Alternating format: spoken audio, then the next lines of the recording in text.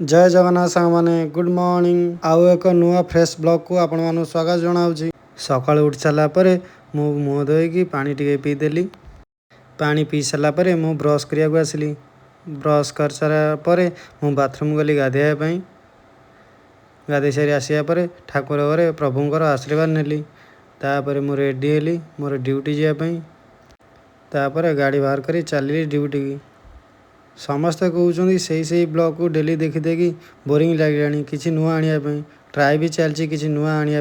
तापर ऑफिस रे पहुँचिकी काम स्टार्ट करदेली। तापर लंच टाइम होगा खाई सारा पर फेर भी काम था पुणी भी काम कली। काम कर सारा पर घर को फेरिली।